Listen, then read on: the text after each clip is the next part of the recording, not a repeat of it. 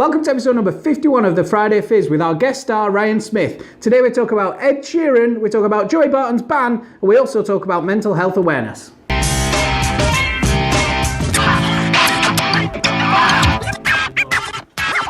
Home sweet home. Welcome everybody. You might recognise that there's three of us here today. We've got Ryan on, who is infamous for creating the official Friday Fizz fans' choice song. Nearly that time for Friday Fizz and the boys. Thanks very much. Congratulations for winning the competition to appear on Friday Fizz. You've come a long way today, haven't you? I have, yeah. Came up last night to see old Sam. Yeah, no, pleasure to be on. Been watching it every week since it started, so. This week's competition is we want the best, we're just going to pick out the best comment that people put on. And it can be about any topic, but we particularly want to hear about the Joey Barton thing. What do you think? Was his ban excessive? Biggest news of previous week was election. Yeah. What do you think about that? Yeah, I think you remember Brenda from Bristol? Not another one? Oh, for God's sake, I can't stand this. There's too much politics going on at the moment. Why does she need to do it? I think I stand with her, really. I mean, it's just, I don't need more politics going on. It's the third year in a row of a major vote and stuff. And it's just chaos. That's the thing. It's like no one knows what to vote for. Very few people knew what to vote for last time, and it comes back around again. It's just throwing it out there again, more uncertainty and more just delays. Yeah, no, I think but the concern is that because people are so bored and disillusioned with it, is that they don't turn out. Yeah. And people have got to vote in. Please, whoever's in charge of the youth voting thing, don't do another video like that. I don't know who to vote for because I don't like anybody. We were having that discussion last night, just kind of. What are the options? Trying to weigh up the pros and cons. Yeah. But again, there's so much uncertainty. May's pulled a blinder because there's no real opposition. Even if you're a Labour supporter, you can't say that they've got an equal chance against Tories at the moment. She's pulled a blinder for that reason. Look, she's a smart lady. I don't like her, but she's a smart lady, and she's I think it was a good decision tactically. But this is what drives me nuts about politics in the UK is that those people are employed by us to do the best for us. That wasn't the decision that she took. She took a decision which was the best decision to get her re-elected. Yeah. That's not good. That's using tactics, not necessarily doing what's good for the country. They don't give a shit about the country. All they're bothered about is getting re-elected. That is their sole goal in life. Yeah. And that is not good for any country. It's bullshit. We need to tear up the rule book and start again. I will run the country. How's that? Yeah. So anyway, they pissed me off. I don't want to talk about politics anymore.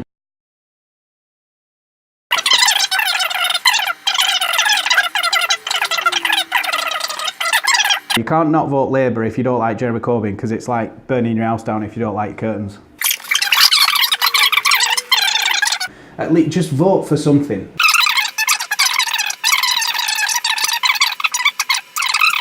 And it's just more bureaucracy. It's a lot more process to go through. Murdoch and his cronies. Mutton-headed muggle. Is that a private school put down? We're not going to talk politics much for the next few weeks. Just let it happen. Mental health. So I mean, firstly, the Royals have been smashing it. Lonely at times, and you do feel quite isolated, but actually so many other mothers are going through exactly what you are going through. I equate it to like a boiling pan of soup or whatever, the lid on. We've just effectively just taken the lid off. You often speak, don't you, about the emotional changes that sort of even you've gone through. Good to see them putting their fame and privileges to good use. And it was interesting to see Harry open up as well about his difficulties. I always thought to myself, what's the point in bringing up the past? What's the point in bringing up something that's only going to make you sad? It ain't going to change it. It ain't going to bring her back. And when you start thinking like that, it can be really damaging. And you always said to me, you've got to sit down and think about those memories. But for me, it was like, don't want to think about it. And that was, it's good. You want to get, it's a bit raw. And we appreciate that rawness, I think. Yeah. I mean, there's the London Marathon, isn't there, that you picked up on. And everything around that. Yeah, well, there's that documentary. Did you see the Heads Together documentary about those guys who are running the marathon to help them overcome their mental health issues? Everything feels out of your control when you're depressed. My mind forces these really negative thoughts upon me and I just have to deal with them and I can't snap out of it. which is why it's so important for me to now have an effective way of dealing with those feelings. So, I thought it was really interesting in that point you picked up on with Harry. I mean, I think a lot of people struggling with mental health issues often feel like lonely and things, because no one can identify what they're going through. I mean, in Harry's case, I mean, no one apart from Will could really identify with that, because they've got the issue of, the tragedy that happened, and then also the spotlight that they're under. There is this stigma where if you feel like you've got a mental health problem, you don't want to admit it because you feel like it's a sign of weakness, and it's not. It's just another illness. It's a it's been proven it is a physical illness. The chemicals in your body aren't right. There was another thing that's obviously more of a social media angle.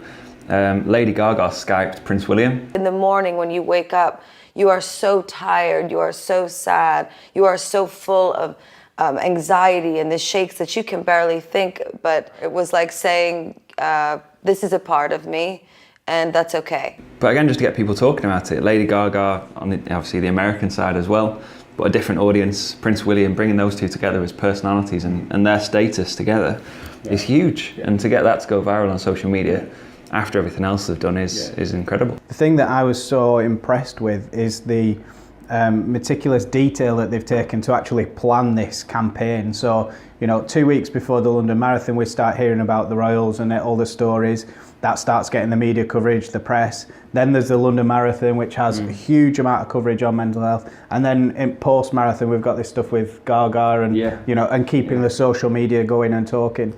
So I think, it was a real strategy planned out. It just shows, they've maximised coverage in a big way by having that strategy. Yeah, and tapped into lots of different audiences. With the BBC One documentary, the social media stuff, obviously the London Marathon, so you've got so many different aspects they're tapping into And they tie it all together. This is challenges that we have with our clients, is that you might do a bit of social media, a bit of email, a bit of offline, a bit of PR, a bit of website, whatever, but you need to tie it all together to be one campaign so that everything's hitting it all at the same time in an organised, timely manner. It goes back to the Colour Dash case study that, that was all planned out meticulously and it worked a treat, and, that's because it was planned 6 weeks in advance. Whilst you mentioned Gaga, should we talk about another musician? This is our guest topic, Ed Sheeran. Tell us about him. Ed Sheeran, I mean, he's absolutely smashing it at the moment, isn't he? I mean, his first album obviously did amazingly well, and his third album he's gone and taken himself into the stratosphere. And it's just amazing to think that in 2009, 2010, he was sleeping on the tube, and he was doing gigs and then going to sleep on the tube because he didn't have a place to stay.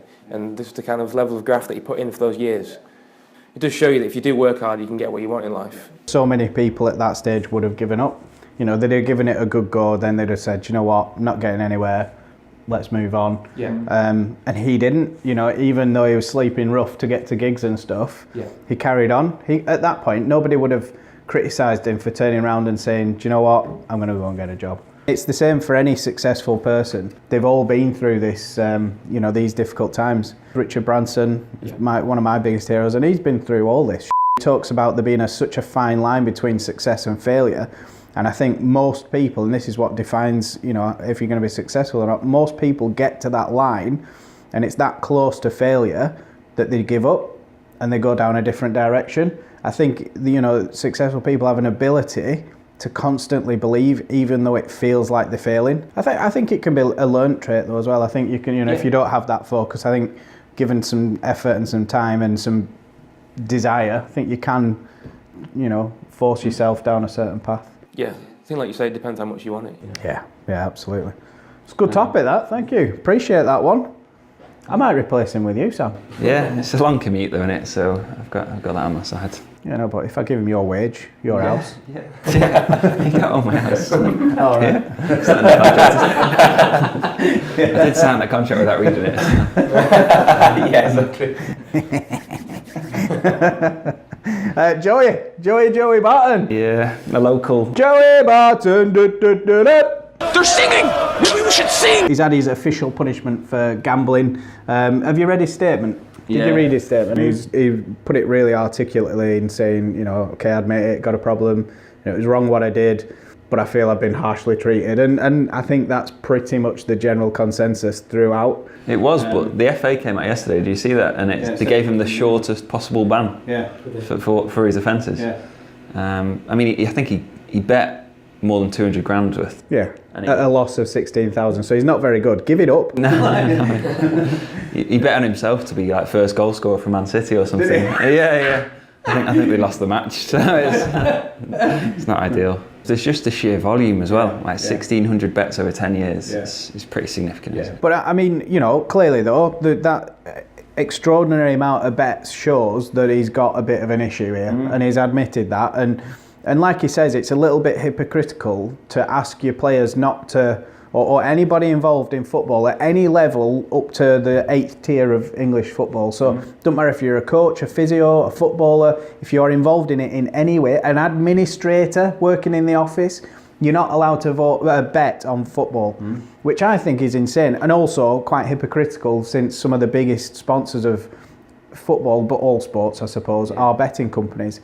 And he highlighted that, and it's true. Every time he put his shirt on, he says in his statement, every time he puts his shirt on, he's an advocate of betting. And like if he has got a problem, trying to walk away from that problem in football is going to be almost impossible. Well, I think I heard about it on the commentary last night, and they were saying, Danny Higginbottom, I think, said when there's young players at training grounds and stuff, and obviously they're getting the first pay packets, betting companies would come down to the training ground and start handing out promos and like giving them deals and stuff like that, just to try and get them to start gambling. And that's it, they're hooking them in at as soon as they get the first pay packet and they're of age to gamble, just hooking them in. So you can see how it is a vicious circle. Well, again, it comes around to the mental health thing and how you deal with things. And if there is some element of mental health there, it's not a good way to deal with it, is it? So yeah, I feel sorry for you, Joey. I'm really sorry to hear that. If you want to come and feature on Friday Fizz and tell the world your story, we'd be happy to have you on.